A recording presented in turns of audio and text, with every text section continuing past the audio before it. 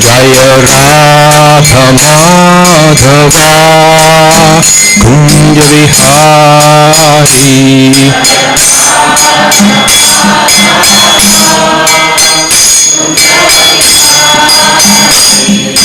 Gopijana Vallabha Girivaradhari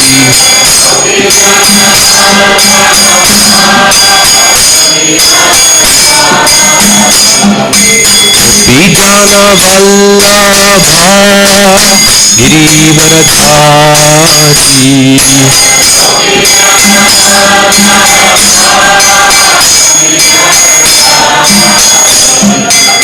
Yashodanandana Vrajanaranjana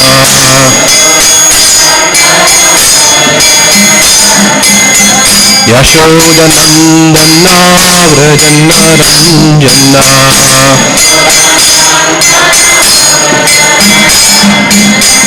Yamuna Tira Vanachari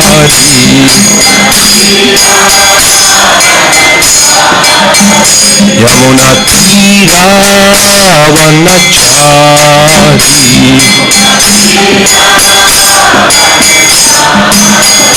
Jaya Radha Madhava Kunj Vihari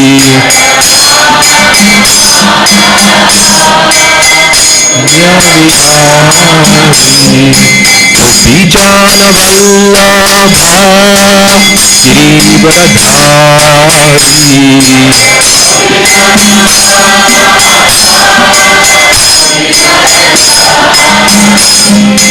Yashodanandana Vrajanaranjana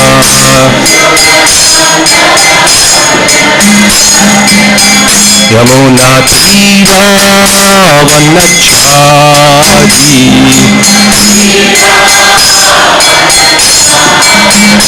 Jaya Radha Madhava Kunj Vihari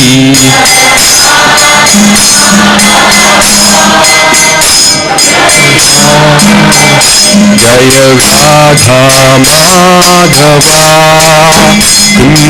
Vihari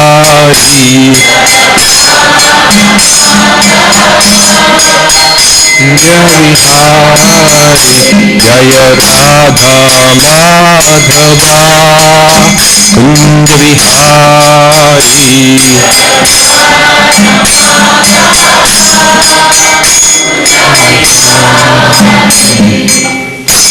Jayam Vishnupad Paramahamsa Paripajakacharya Ashtota Srimad, His Divine Grace A.C. Bhaktivedanta Swami Srila Prabhupada Ki Jai. ISKCON BBT Samstapakacharya, His Divine Grace A.C. Bhaktivedanta Swami Srila Prabhupada Ki Jai. Srimad Bhagavatam Ki Jai. All glories to assembled devotees, all glories to assembled devotees, all glories to assembled devotees, all glories, all glories, all glories to Shri Guru and Gauranga, all glories to Srila Prabhupada.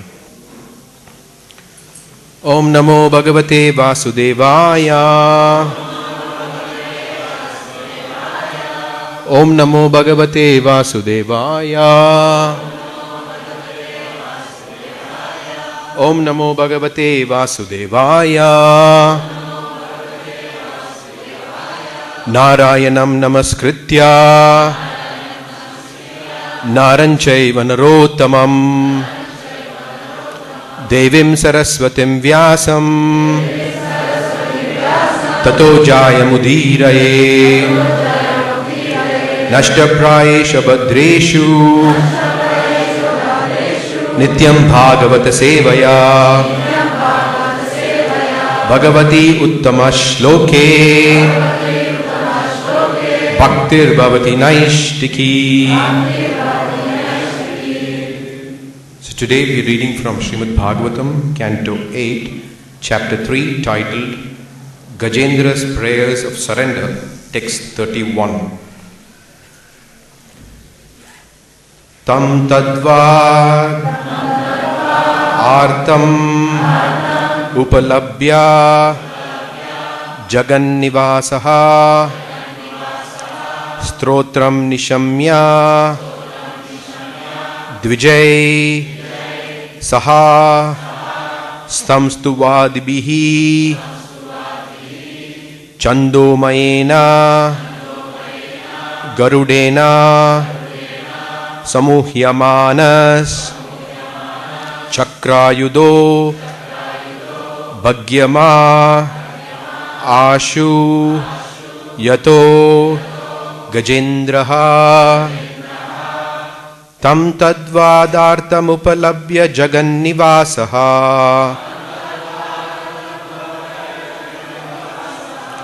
स्तोत्रं निशम्य द्विजै सह स्तुवादिभिः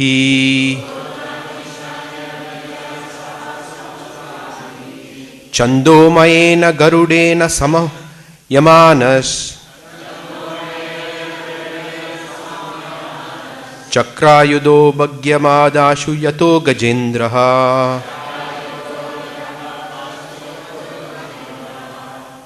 तं तद्वादार्थमुपलभ्य जगन्निवासः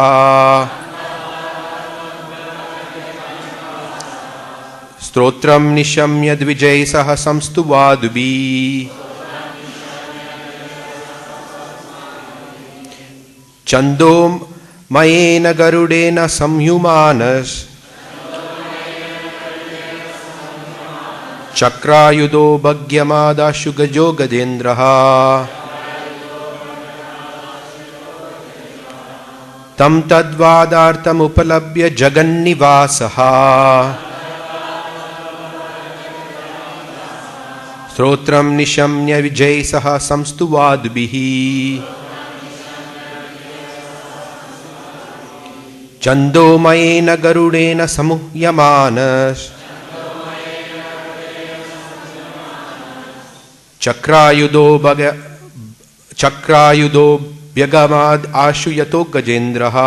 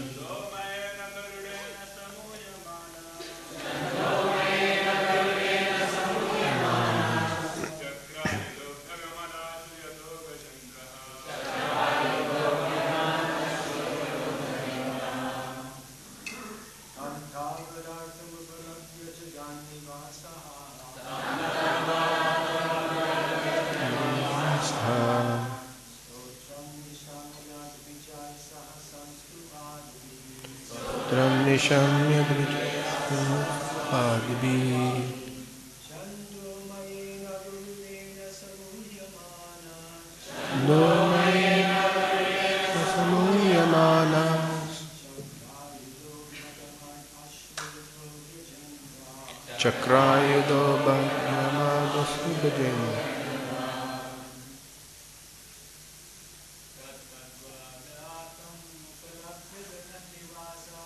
तं तद्वादार्थमुपलभ्य जगन्निवासः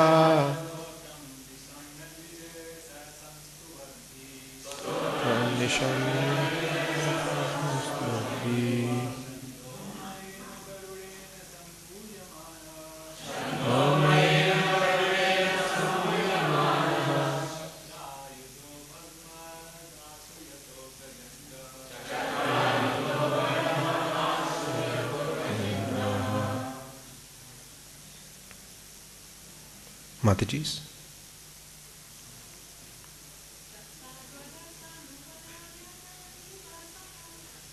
तद्वादार्थमुपलभ्य जगन्निवासः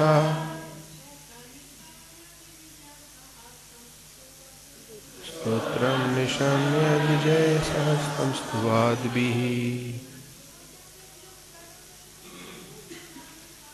छन्दोमयेन गरुडेन समूह्यमानः चक्रायुधो भग्यमादाशु गजेन्द्रः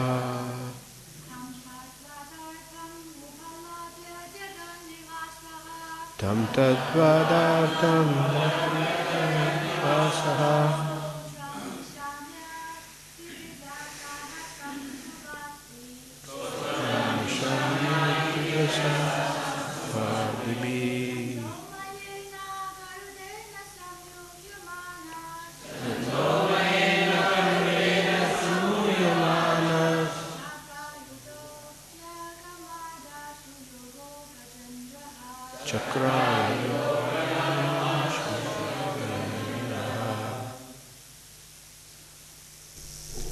Tam, unto him, Gajendra, Tadvat, in that way, Artam, who was very depressed because of being attacked by the crocodile,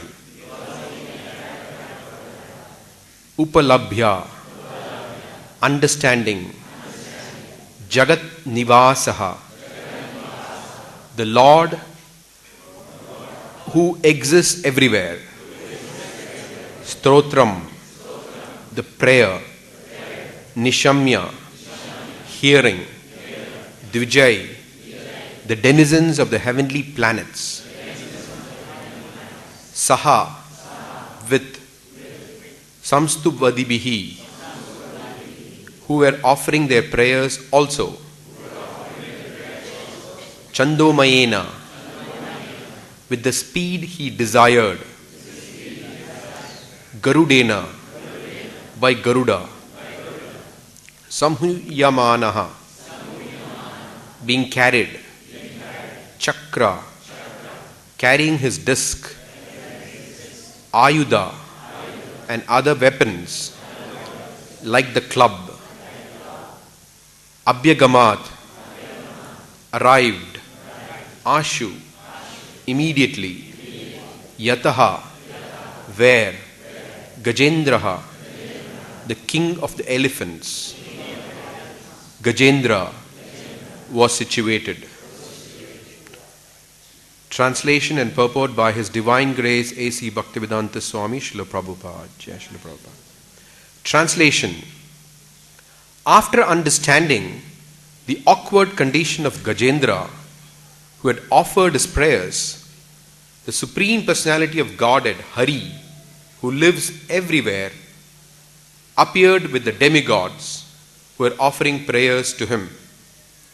Carrying his disc and other weapons, he appeared there on the back of his carrier, Garuda, with great speed according to his desire. Thus he appeared before Gajendra. Purport. Srila Vishwanath Chakravarti Thakur specifically hints that since Gajendra was in a difficult position and was praying for the mercy of the Supreme Personality of Godhead, the demigods who could have immediately gone to his rescue hesitated to go there. Since they considered Gajendra's prayer to be directed toward the Lord, they felt offended, and this in itself was offensive. Consequently, when the Lord went there, they also went and offered prayers to the Lord so that their offense might be excused. Thus ends the Bhaktivedanta purport to Canto 8, Chapter 3, Text 31, in the matter of Gajendra's prayer of surrender.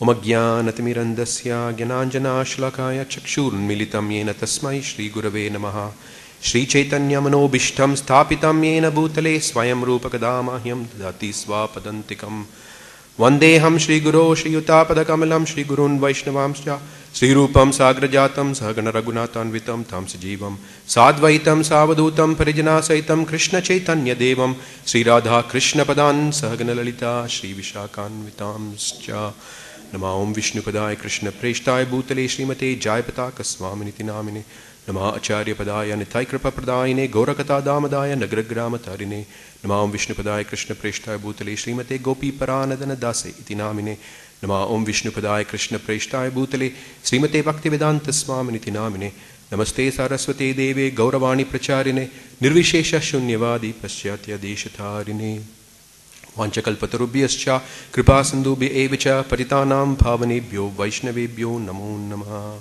Jai Shri Krishna Chaitanya Prabhu Nityananda Shri Advaita Gadadhara Srivasadi Gaura Bhakta Vrinda.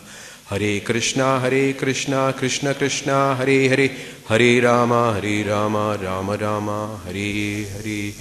Mukam karoti vachalam pangum langayate girim yat kripatamaham bande Shri Gurudinitarinam yat kripatamaham bande Shri Gurudinitarinam Paramananda Madhavam Shri Chaitanya Ishwaram. Katanchana smrite yasmin dushkaram sukaram bhavet vismrite viparitam syat Shri Chaitanyam namamitam. So in this particular text, Srila Vishwanath Chakravarti Thakur gives us a very important information. This is the beauty of the previous acharyas, because they are in direct touch with the Supreme Lord. They can tell us things which may not be directly apparent in the text. So here he explains that the demigods were feeling offended when Gajendra was playing directly to the Supreme Personality of Godhead. And because they felt offended and they knew that was an offense, to feel offended, so they came along with the Supreme Personality of Godhead to ask for forgiveness for their offense. Why did they feel offended? Prabhupada explains that feeling proceeds from thinking. So they were thinking, demigods, anybody in a position of power thinks that they are important.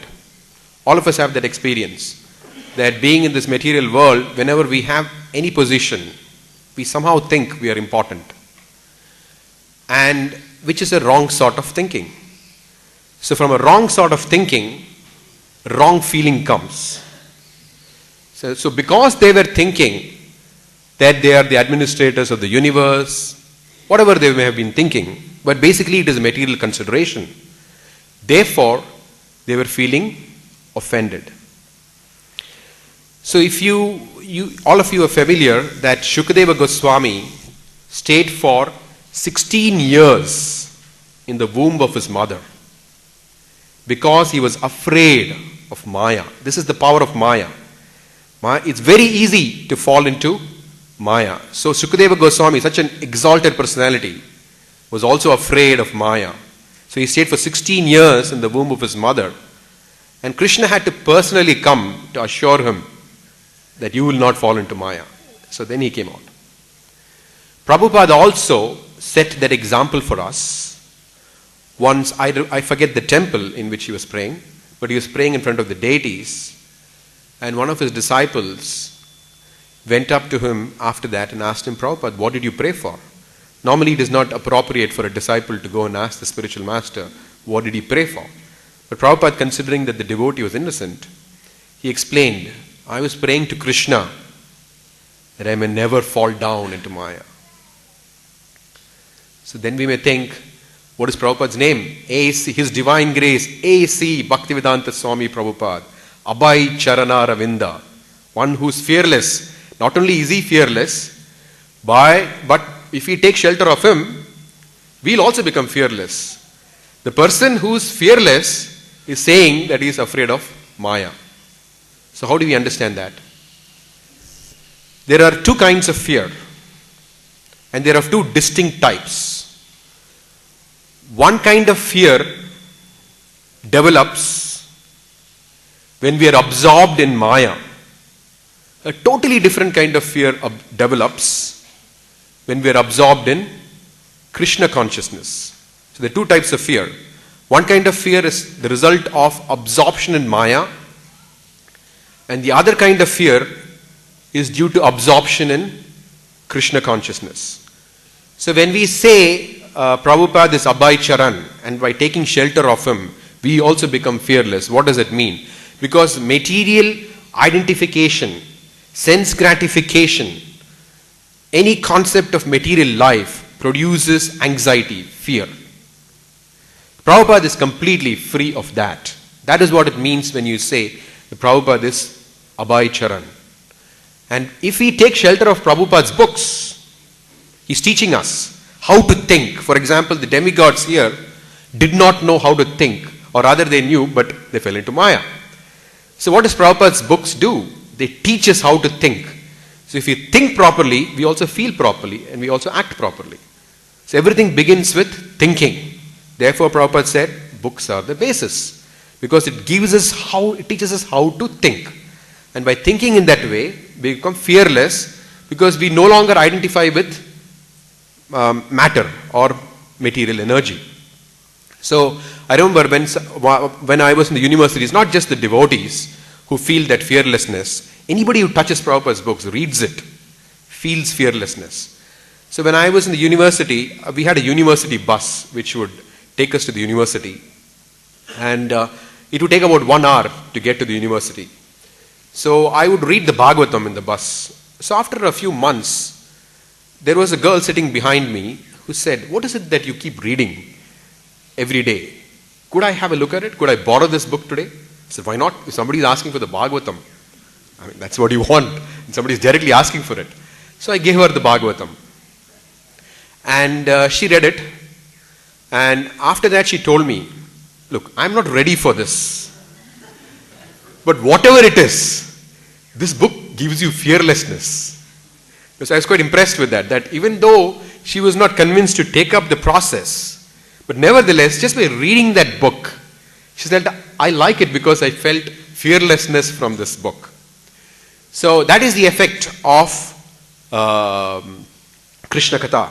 In fact, in the 15th chapter of the 7th canto, which we just recently finished the 7th canto, so we were reading about instruction for civilized human beings. So what is the remedy that is given for shoka and moha? It is anvikshikshya, which means to discuss the scripture. So when you discuss scripture, it becomes fearless. Because scripture gives us an idea of how to think. And the moment you know how to think, then you become fearless. It gives you what is reality, what is illusion, and it teaches you how to think.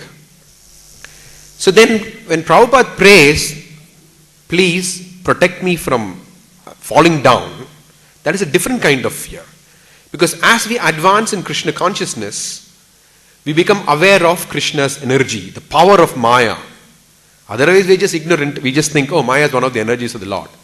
But the exalted pure devotees of the Lord, they know the full force of Krishna's Maya. They know it's Krishna's own energy. Therefore they are afraid. And in this connection, in the 10th canto, chapter 2, there is this verse, text 8, where it speaks about Devaki's fear of King Kamsa. And it is explained that this fear of Devaki was purifying. So you have one kind of fear, fear of Kamsa, sorry, let me just, how can fear of Kamsa be purifying? Let me first explain that. Okay, so Vishwanath Chakravarti Thakur, Prabhupada quotes this in the purport. He says, let me just read it as it is. It's a long purport, I'll just read a small excerpt from it. Prabhupada writes, "A devotee always fears, because I'm associated with the material world, so many contaminations affect me. Therefore, he is always alert in fear, which gradually diminishes his material association." And then later on he explains that this fear of Maya, it is not fear caused by Maya, it is fear of Maya. There's a difference. So this fear of Maya is a characteristic of pure devotional service. Because we know how powerful Maya is as we advance, so we pray to Krishna, "Please protect me from this Maya." So Vishwanath Chakravarti Thakur explains that symbolically Devaki represents bhakti, and the 6 sons who were killed by Kamsa, 6 sons represent the 6 enemies: Kama, Krodha, Lobha, Moha, Mada and Matsarya. And these represent these enemies. And who killed them? Kamsa killed them. So Vishwanath Chakravarti Thakur makes the point, fear is like Kamsa. Okay, so if we have that fear that we may fall into Maya, it is that fear of fear of Maya, which destroys all the 6 enemies: Kama, Krodha, Lobha, Moha, Mada and Matsarya. Therefore, in the practice of pure devotional service, this fear of Maya is an important element, because it creates the path for bhakti to enter the heart nicely, because it destroys, the fear of Maya destroys the 6 enemies. So there's one kind of fear, which is the degrading fear, which is fear due to being absorbed in Maya. That's a degrading kind of fear due to material identification. There's another kind of fear, which is fear of Maya, that I may not for, please Krishna, please protect me. That is a elevating, purifying kind of fear. So this is the advantage of reading Prabhupada's books. They're like, we have this marathon coming up. One of the famous quotes for the marathon is, distribute my books, distribute my books, distribute my books. I think we should also remember, especially in the post-Prabhupada era, we should read his books, we should read his books, we should read his books. Then everything becomes very clear. The Bhagavatam is like the brilliant sun. There's nothing that is unknown to us. Everything, as Prabhupada said, everything is there in my books. Therefore, we should take shelter of his books. Then, because his books have come to create a revolution. What kind of revolution? Janataga Viplo, which means a spiritual kind of a revolution. It completely reorients our thinking. We are so accustomed to thinking that matter is ours, whatever we see is ours, it is meant for our enjoyment. That is our constant state of thought. That's everything that we see is somehow or the other related for our enjoyment. So Prabhupada's books create that revolution in the heart. No, it is not meant for us. It is Krishna's. Sometimes people have a problem with Prabhupada's books. They think, so repetitive, so repetitive. No, but actually, this is really required, because we are so addicted to this concept of enjoyment, of thinking that we are the Lord of all that we survey. So repeatedly we have to be beaten with the broom, like Bhaktisiddhanta Saraswati Thakur says, that when you get up in the morning, you have to beat your mind 100 times with the broom. And when you go to sleep, again, you have to beat your mind 100 times with the broom. So if you read Prabhupada's books daily, steadily, it has this effect of beating the mind 100 times with the broom, and while sleeping, beating the mind 100 times with the shoe. So he teaches how to think. Prabhupada's books teaches. That's why Prabhupada said, when we had this famous court case in New York, where they said we are brainwashing. And Prabhupada said, what brainwashing? He said, we are brain giving. They don't even have a brain. We're not washing their brain, we're giving them a brain. So that's what Prabhupada's books does, that it teaches us how to think. Sometimes in conversations with devotees, not always, sometimes it comes up. They say, Prabhu, feelings are real. So depending on the context, because here you see the feeling of offended, right? The demigods are feeling offended. What is the value of that feeling? That feeling is coming from the fact that they were feeling they were great, therefore they were feeling offended. So feelings by themselves are not anything great. Sometimes it's not very uncommon to hear, especially what is that? There was a meme which said that people were concerned about different things in the different centuries and decades. The current civilization that we live in, the current times, the 2000s and 2011, whatever, 2010 onwards, I don't know when it began, but the most common feeling today is, I'm offended. Anything that you say, oh, it's offensive. I mean, the people are generally so edgy, so vulnerable. Anything you say, they feel offended. So much so that in American universities, I mean, this is a reality, I'm not exaggerating, you can check it yourself. Before you give a class, you're supposed to mention that something that you talk may trigger people. And you're supposed to give them information where they're going to supposed to go. It's called a safe space. These are all official terms. It's called a trigger warning. Before you give a class, you're supposed to give a trigger warning. Something that I speak in this class may offend you. Therefore, the safe space for you is located in so-and-so place. Because they want to feel at home. They don't want their ideas to be challenged. Although university is meant to where your ideas are challenged, they want to feel that comfort of not being offended. This is an extremely degraded form of civilization. They cannot even think. So sometimes when devotee says feelings are real, I often say that sense gratification is also real. The question is not whether feelings are real or not. The question is whether feelings are valid or not. If the feelings are not based on a proper thought, the feelings are invalid. So it is not that feelings themselves have some sacrosanct basis, because sometimes there is this misconception that Krishna consciousness is all about the heart. But without the head, there's no question of the heart. That is what Prabhupada taught us always. That we should know what is the principle of bhakti. Bhakti Vedanta. Prabhupada said philosophy without religion is mental speculation. And religion without philosophy is sentiment. So, what is the use of the sentiment if it is not directed by scripture? So Prabhupada came to teach us this. This is his unique contribution. If you look at so many yoga teachers, you look at so many different people who speak about spirituality, nobody speaks the truth. Everybody appeals to feelings. It's all about feelings. Whereas Prabhupada addressed the truth, and also he dealt with people very nicely. Nobody in the history of spirituality, you can see it, nobody in the history of spirituality dares to speak the truth as it is, the way Prabhupada did it. Prabhupada cuts through illusion. It doesn't allow you to think, it doesn't allow you to feel anything which is not legitimate. And practically also, for example, when Shubhag Maharaj joined the Krishna consciousness movement, his mother came to Mayapur. I've heard the story from his disciples. And she started rolling on the ground in Mayapur, crying. And Prabhupada said Bengali mothers are the most affectionate. She was rolling on the ground and crying because he had joined Singh. Prabhupada wouldn't budge. He just wouldn't budge because he knew that this feeling is not legitimate. Like I remember when I took to Krishna consciousness, I was only 17. So the temple president would always remind me, remember, for you, I was anyway studying in a boys' school. So they said, for you, the greatest Maya is your mother. Because she'll cry, she may faint, she may try to obstruct your Krishna consciousness. And that stuck with me because he had always taught me that Krishna consciousness, remember, all feelings should be principled. There is no room for unprincipled feelings in Krishna consciousness. So Prabhupada himself, by his own example, like for example in India or in any part of the world, is generally considered you have to be polite, you have to speak nicely.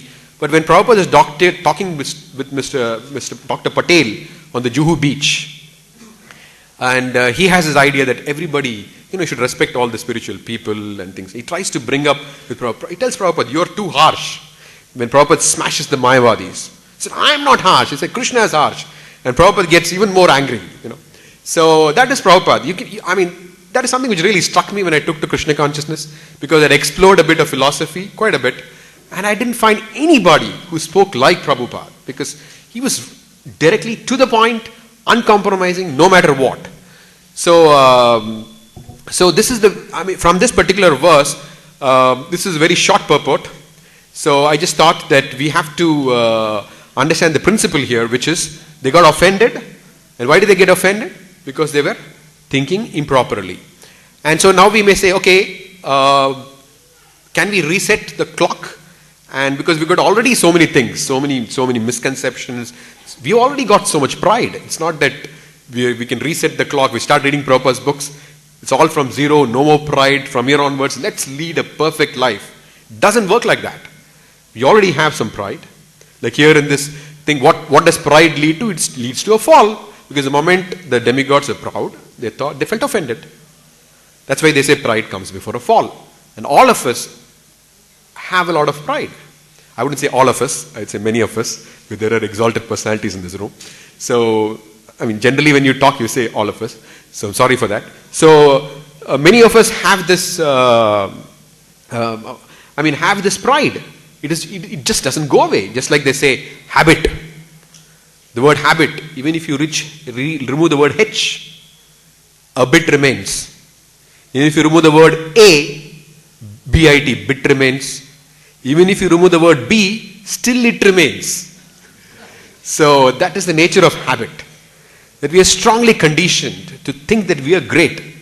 We are not insignificant. That's why Prabhupada is repeatedly trying to teach us in his books. We are actually very, very insignificant. So then we have this. How do we overcome this? What is the surest way to do it?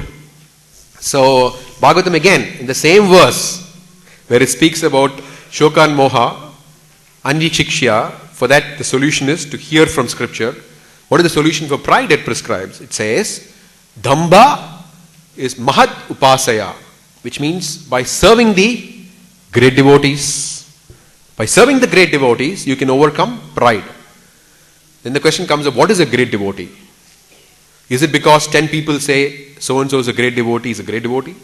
How do you understand who is an actual great devotee? So Prabhupada explained to us that the process of Krishna consciousness is a science. There is nothing that is vague in the Krishna consciousness movement. In his philosophy, everything is very clearly defined. So what is the symptom of an advanced devotee? Prabhupada quotes, in fact, in his book Nectar of Devotion, he summarizes Rupa Goswami in chapter 18 of Nectar of Devotion. The symptoms of an advanced person are described. What are the symptoms? Kshantir, Avyartha Kalatvam, Viraktir, Manya Shunyata, Asha Bandha, Samutkanta, Namagane, Sadaruchi, then Asaktis Tat, Gunakyane, Pritis Tat, Vasadistale. So 9 symptoms of an advanced person. Symptom number 1, perseverance. Perseverance is what? If you see a devotee, despite very disturbing material circumstances, if he does not flinch in his devotional service, he's steadfast, then he's chanting, he's doing everything despite very, very disturbing material circumstances. That is a sign of somebody who is advanced in Krishna consciousness. Parikshit Maharaj, he had received a death sentence. People would panic when they hear something like that. But he's not bothered. He goes, not that he's not bothered, he wants to finish off his business in life. So he goes to the banks of the Ganges and he tells the sages very soberly, I've heard like he's not panicking, crying and weeping and rolling on the floor, nothing. He just goes there, tells the sages, please help me.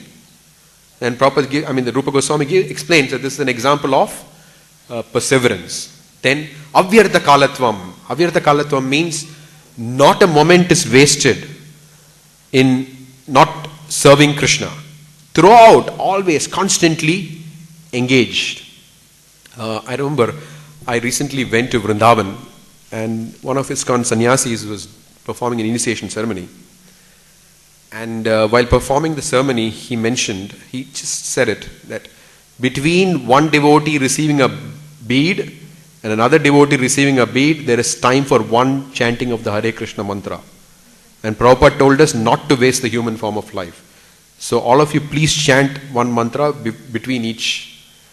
I was quite amazed at that because that's really a small interval between one devotee going out and that consciousness. And of course, I had seen the sannyasi even before, so I know he's not just saying it at that particular instant. So that's a symptom. Like every single moment, yes, you have to chant the holy name. Do something Krishna conscious. It is not that if you see a devotee, he's just browsing the internet or within quotes watching some harmless movies. But he may be doing other things, but this is not a symptom of advancement. This is just definitely not a symptom of advancement. That's why Prabhupada has given us these things very, very objectively. Then Viraktir, detached. Detached means whether he gets something, not get something. I remember some devotees, usually when we don't get prasadam, especially on a fast day, we're quite agitated, we get disturbed.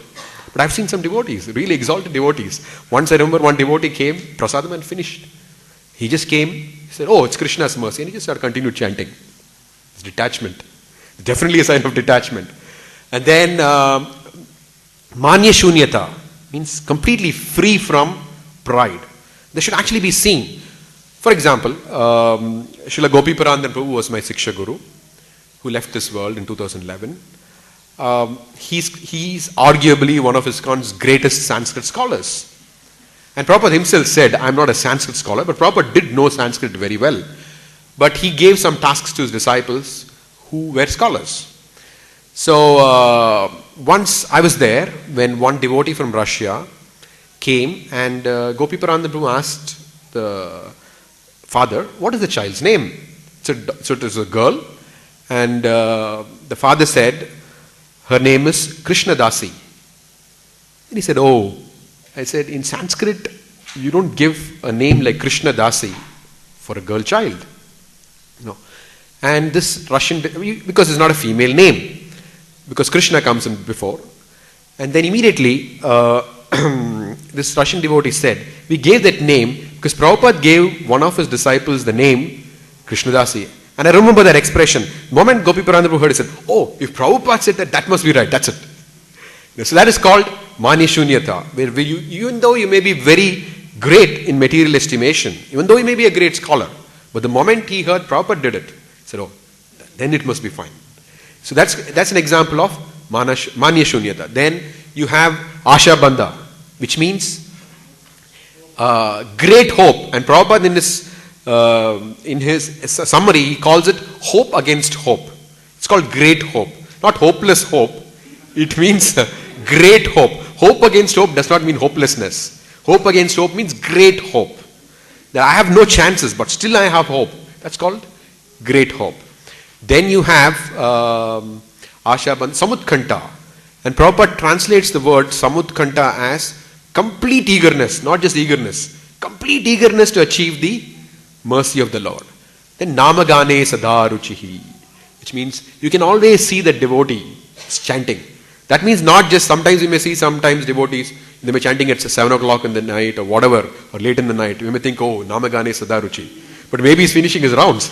So it is not that just we see something and it's Namagane Sadaruchi. We have to see a devotee consistently over a period of time. Only then we can see whether these things are there or not. And then Asaktis tat gunakyane. Naturally, like Prabhupada, sometimes disciples have, so many disciples said this. Prabhupada, suddenly in the middle of his translation, in the middle of the night, he would call some disciple and speak about Krishna.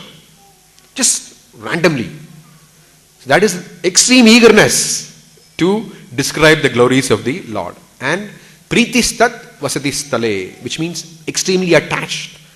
The holy dham. Of course, sometimes we hear this that Prabhupada created the holy dhams. So many of you here have come here from the West. So please do not ever think, just because Prabhupada created dhams everywhere, I don't need to come to Vrindavan Dham and Mayapur Dham. That's a complete deviation from our philosophy. Yes, those are additional dhams. They all emanated from this dham. So therefore you have to come, because that's Prabhupada's own instruction, that he wanted his followers to come to Mayapur and Vrindavan. So, like this, when we see an advanced devotee, what does Rupa Goswami say in text 5 of the Nectar of Instruction? He says, go and serve them. How do you go serve such an advanced devotee? The 6 loving exchanges. The 6 loving exchanges is not meant for everybody. Of course, some elements of it is true for others also, but especially with the advanced devotees. Because otherwise, we sometimes think it's with everybody. Yes, some elements of it are with everybody. Like, for example, serving prasadam, offering gifts. Some elements are with everybody. Some elements are not with everybody. Like revealing your mind in confidence, receiving instructions. These two especially have to be done. Prabhupada writes in the purport to text 5 of the Upadeshamrita, in the purport very clearly writes, the moment you see an advanced devotee, then you should engage with him. How? In these 6 loving exchanges. That's how you act with a Uttamadhikari. This is a symptom of a Uttamadhikari.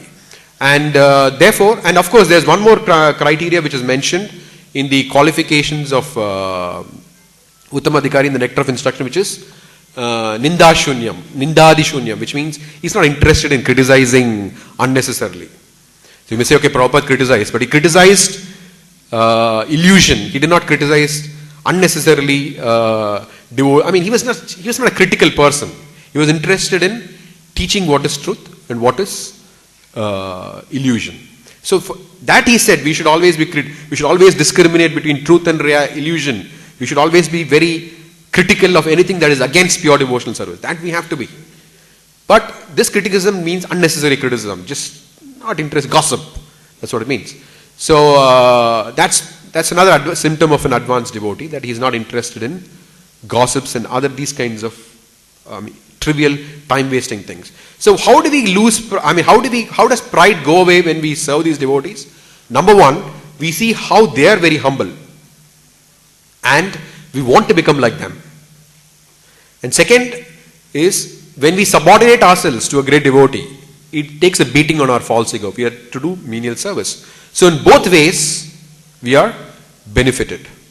So whatever I spoke today, in fact, if Prabhupada's books were not there, we wouldn't even know what is a great devotee.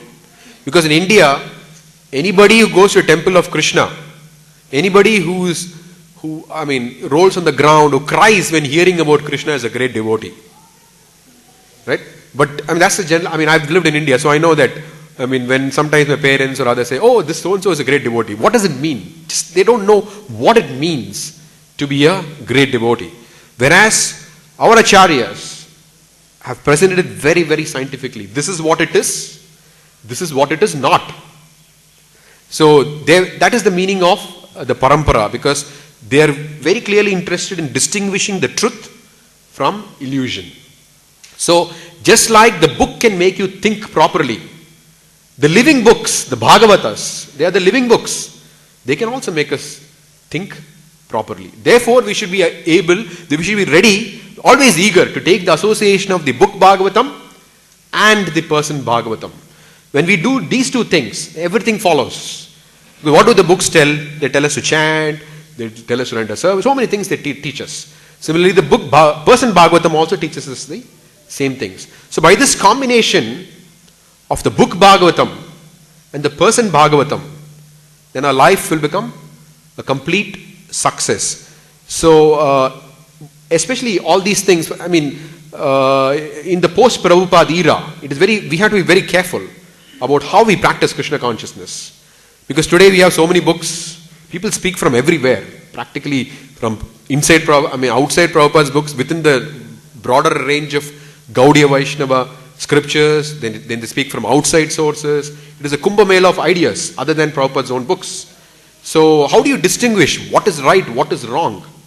So therefore, we have to read Prabhupada's books, if we at all we are serious of going back to Godhead in this lifetime. Otherwise, we can get caught in a maze of different ideas of so-called bhakti and so many other things. And it may take millions of lifetimes to go back to Godhead. So if we have to really take advantage of this human life, and in this very life to go back to Godhead, then we have to read Prabhupada's books. There's no other way. In fact, Prabhupada, I was trying to look for it. I had quoted this earlier in a class, that Prabhupada writes in one place that if you read my books, you will never fall down. So Prabhupada made that prayer to the Lord that please protect me from falling down. So our prayer should be, let me steadily read Prabhupada's books day in and day out. Then we are sure that we will not fall down, because we are thinking right. And if you think right, you will feel right and you will act right. So therefore, on the eve of, on the upcoming marathon, this should be our meditation, that we not only distribute books, but we also read them again and again and again. Because once Giriraj Maharaj tells his anecdote that once he asked Prabhupada that why do devotees sometimes fall into Maya? And Prabhupada said, devotees don't sometimes fall into Maya. They're always in Maya. Sometimes they fall into Krishna. So how do we sometimes fall into Krishna? By reading Prabhupada's books. Then we're always falling into Krishna. So the more steadily we read, the more steadily we are fixed in Krishna consciousness. So the more steady let me talk the converse. For example, Prabhupada said that suppose somebody goes to Brahma Jyoti, right? What is he? He will fall down. Somehow or the other he will fall down. That's it. Because it is not complete. So like that, we may practice chanting, we may do so many things. But if we don't read, 99% of the times you will fall down. And rather the fall down is already happening on subtle levels. I'm not talking on a gross level. Maybe on a gross level also it will happen. But on subtle level we are constantly falling. But to fall constantly into Krishna, we have to read his books. Then somebody may come up with a quote saying, there is a quote where Prabhupada says that they're asking him about reading. Prabhupada said, if you chant sincerely, offenselessly, then Krishna will reveal everything in the heart. We should be so confident that we are chanting sincerely and offenselessly, to be sure about not reading Prabhupada's books. Who among us has that confidence that we are chanting very sincerely and offenselessly, that we don't need his books? 99% of the people cannot do it. Therefore, we should not think we are the exception. We should rather go by these general principles that Prabhupada gave. Read my books. Okay, I think I'll stop here if there are any comments or questions. Yes, Prabhu.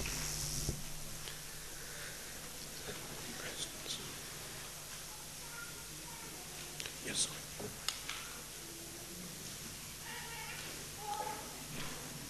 Thank you, Prabhu. Hare Krishna.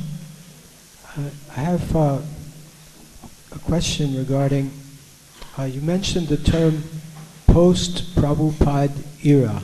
Post-Prabhupada era, yes.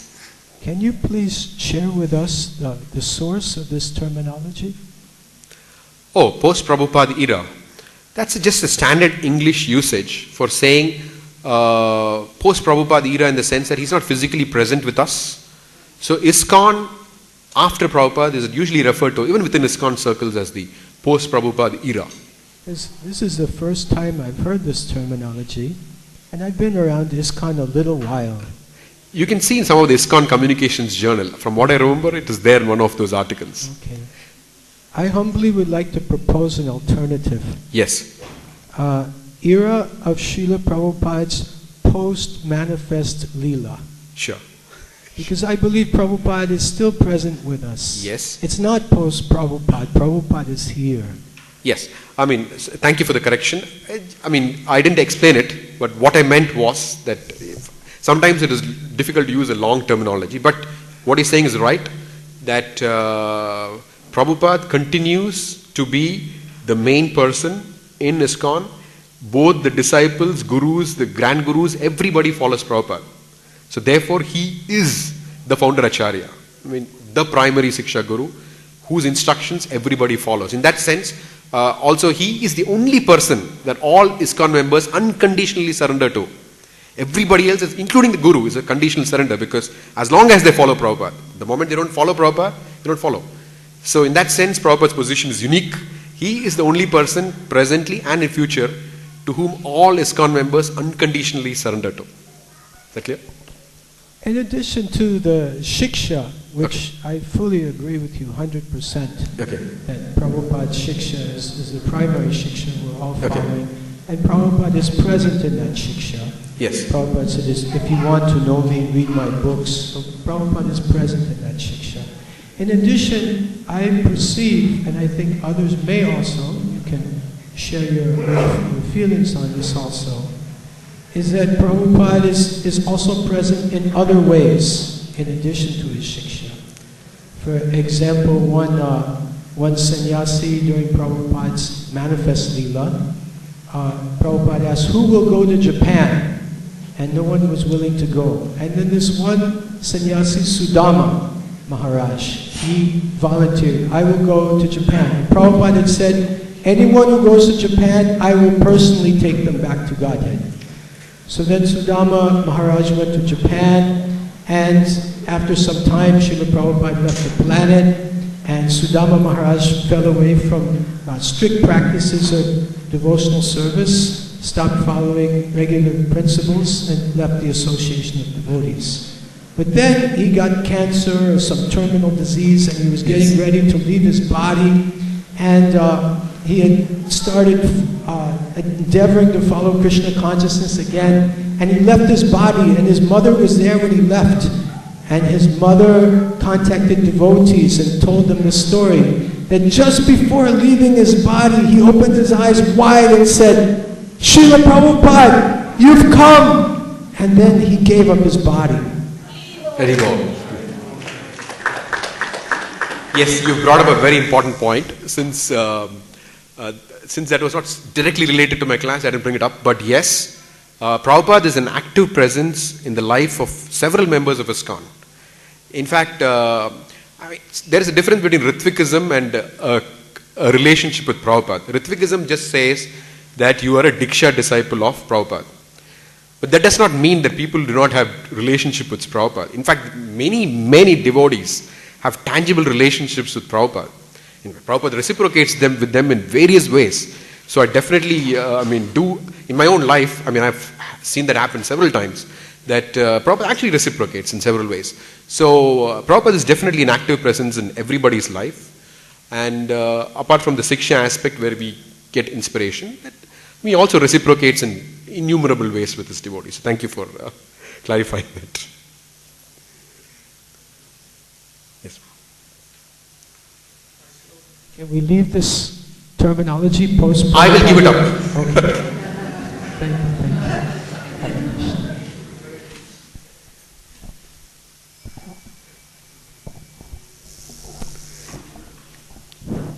Hare Krishna Prabhuji. You were explaining about person Bhagavata. So I wanted to know how to take care of the book Bhagavata. Because in South India, I know they have very... How to take care of the book Bhagavatam? Because they cover it with nice books, nice cloths, probably red and orange, and then they also garland and some things like that. Can you give us some tips, Prabhuji? There is no better way to take care of the Bhagavatam than to study it and read it. Yeah. Because just like suppose you're talking, right? Suppose you're talking and I come and listen to you attentively. Wouldn't you like it very much? Yes. So like that. So the Bhagavatam, there are different forms of deities. So Bhagavatam also can be worshipped. But the best form of worshipping the Bhagavatam is to read the Bhagavatam, study it and teach it. Yes, sir. As you said, like being fearful from Maya is symptom of pure devotional service. And then after you also described those 9 symptoms of one who is in pure devotional service, right? Yes. I just could not relate those two things. Can you please relate these, like being fearful from Maya and pure devotional service? Please. Fearful from Maya means, due to ignorance we are not fearful. We don't know what is the power of Maya. Whereas the pure devotees, because they are in touch with Krishna, they know exactly how powerful Maya is. They're very afraid that they may lose their devotional service.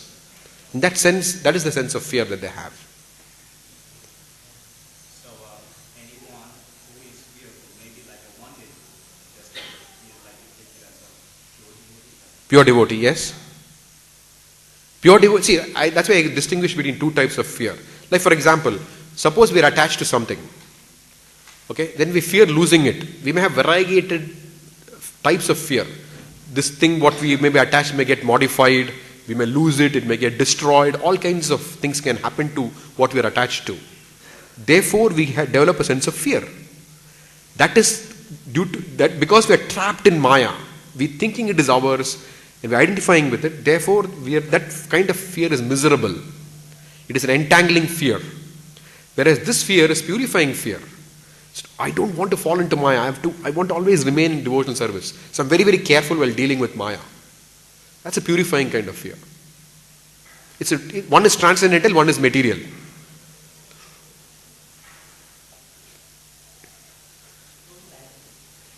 Yes, ma'am. Let me ask, there's one Mataji who asked a question. Okay.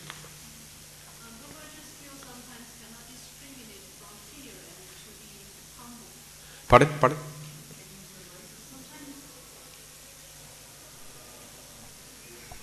I just cannot discriminate from fear and the humble. Sometimes when I do something, made mistakes, then I get self-criticized. I sometimes feel a little bit extreme. So, okay, can you just speak a little? So when you make mistakes, you get criticized. Yeah, right? self-criticized. Okay. Yeah, self-criticized, but it is going to be a little bit too extreme. So I cannot control it and balance it. Okay. So how can we just discriminate this from Maya or consciousness? Good point. So I had the same problem at one point in my life. So Gopi Parandan Prabhu. No, her question is that sometimes when you commit mistakes, you are so highly critical that you what do you feel when you are so highly critical? I just cannot stop to criticize myself. Then I just imagine this is a punishment from Krishna, and that is another sign. I just constantly. Yeah, she gets into a whole.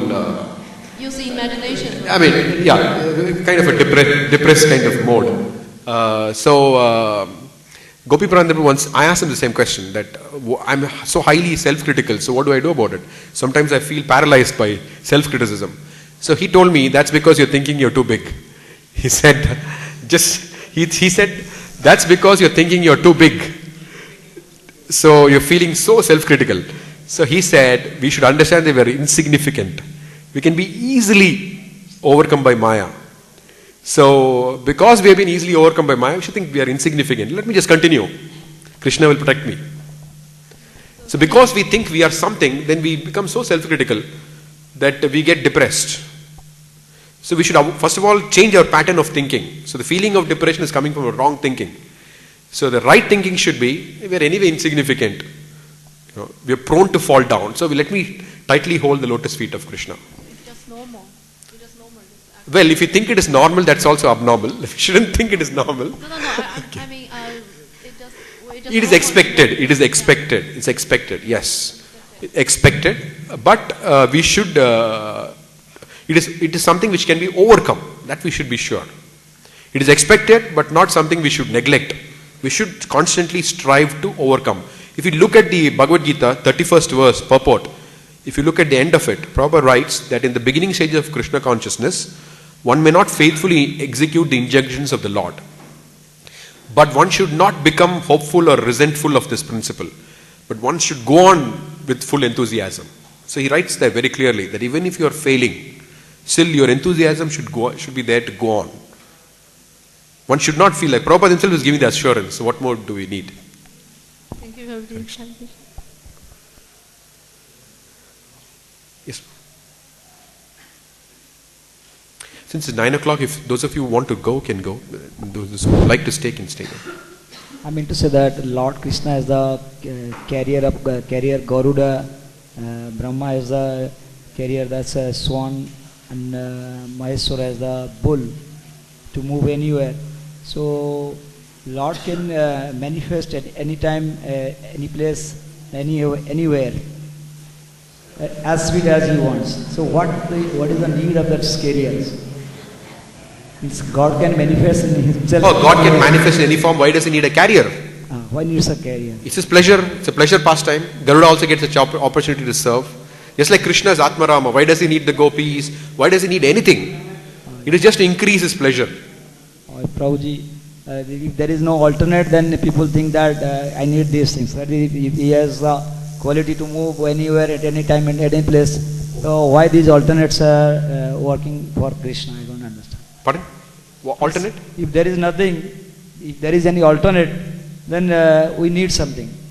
If I just I cannot move to Bombay by walking, so I need vehicle, maybe bus or anything. But Krishna can manifest anywhere at any place at any time. Yeah. So why he needs carrier?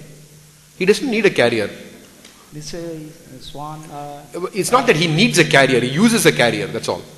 Okay, Prabhuji. Thank you.